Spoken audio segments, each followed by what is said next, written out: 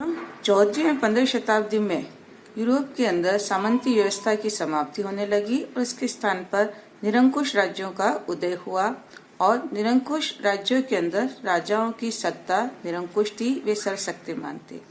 इन निरंकुश राजतंत्र के जो विशेषता थी प्रशासन व्यवस्था की, उसमें राज्य की सारी शक्तियां राजा के हाथों में ही केंद्रित थी। राजाओं की अपनी सैन्य शक्ति थी जो उनके निरंकुश राजतंत्र का मूल आधार थी। उन्होंने अपनी स्थायी एक विशाल सेनाओं का गठन किया था और उस सेना के सहायता से राज्य में शांति व्यवस्था और विद्रोह का दमन करते थे। प्रजा को किसी प्रकार के निरंकुश राजतंत्र में अधिकार प्राप्त नहीं होते।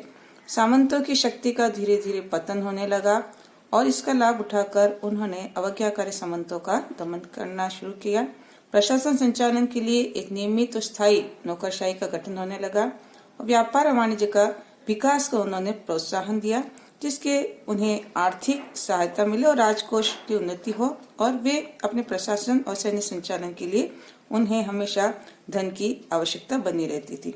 धीरे धीरे इस काल के अंदर कुछ प्रतिनिधि संस्थाएं जिसे स्टेट्स भी कहा जाता था, उनका भी उदय होने लगा, हालांकि वो अपने प्राचीन बाल्य अवस्था में थी। निरंकुश राजतंत्र के उदय के जो कारण हैं, उन कारणों में है वाणिज्यवाद का उदय और विस्तार, जिससे व्यापारी वर्ग का उदय हुआ और व्यापारी वर्ग ने अपने व्यापार वाणिज्य की दृष्टि से शांति व्यवस्था हेतु वे केंद्रीकृत सरकार का समर्थन करने लगे। धर्म युद्धों का योगदान, धर्म युद्धों के कारण सामंतों की शक्ति का धीरे धीरे पतन होने लगा।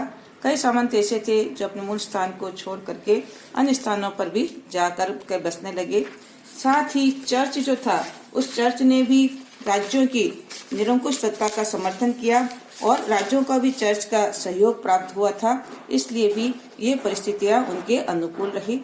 धर्म सुधार आंदोलन के द्वारा भी जो है राजतंत्र की धर्म सुधारकों ने, नवीन धार्मिक विचारकों ने जो है खुलेआम ये घोषणा की थी कि राजाओं को पोप के प्रभुत्व से मुक्त होकर के राष्ट्रीय चर्चों की स्थापना करनी चाहिए और चर्चों की जो और मठों की जो संपदा और भूमि है उसे अपने अधिकार में लेकर के उसका जनहित के लिए प्रयोग करना चाहिए और सारी सत्ता जो है वह राज्य के अंदर जो है राजा ही सर्वोच्च होता है, उसी की धार्मिक और गैर धार्मिक सभी विषयों में श्रेष्ठता होनी चाहिए।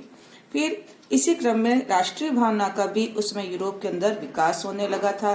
वाणिज्यवाद, भौगोलिक खोजें, औपनिवेशिक प्रतिस्पर्धा और देशी भाषाओं के विकास से जो है पुनर्जागरण के काल में जो नवीन खोजें वगैरह हुई थी, उनसे भी उन्हें जो है राष्ट्रीय भावना का लोगों के अंदर विकास होने लगा और वे सशक्त, अपने राष्ट्र का सशक्त जो है रूप स्वीकारने लगे थे और उसे शक्तिशाली बनाने का समर्थन करने लगे। राजाओं की उत्पत्ति का, देवी उत्पत्ति का सिद्धांत जो है उस समय प्रचलित हो गया था और उनका मानना था कि राजा पृथ्वी पर ईश्वर की प्रतिनिधि के रूप में आया है और इसीलिए उसे राज्य करने का अधिकार ईश्वर से प्राप्त हुआ, तो जनता को चाहिए कि वह उसकी आज्ञाओं का पालन करे। इस प्रकार की विचारधारा भी उस समय जो है फैलने लगी थी। पुनर्जागरण कालीन लेखकों का भी इस समय जो है योगदान रहा, जिन्होंने निरंकुश राजतंत्र के विकास में उन्होंने अपनी रचनाओं से योगदान दिया था और उन्होंने राज्य की शक्ति को ही सर्वोच्च माना था और साथ ही उन्होंने शासक को एक निरंकुश व्यक्ति के रूप में चित्रित किया और शक्तिशाली राज्य जहाँ शांति और व्यवस्था बने रहे वही एकमात्र राज्य और जनता के विकास का साधन माना था और इस प्रकार राज्य की सर्वोच्चता का उन्होंने समर्थन किया था। इन उपयुक्त कारणों और परिस्थितियों से कालांतर में इंग्लैंड में निरंकुश राजतंत्र ट्यूडर वंश, फ्रांस में कपोत वंश एवं बुर्बो वंश और रूस में रोमानोव वंश और प्रशा में होहेंजोलर्न वंश का उदय हुआ था। इन कारणों से यूरोप के अंदर निरंकुश राजतंत्र का उदय हुआ और उसकी स्थापना तथा विकास हुआ।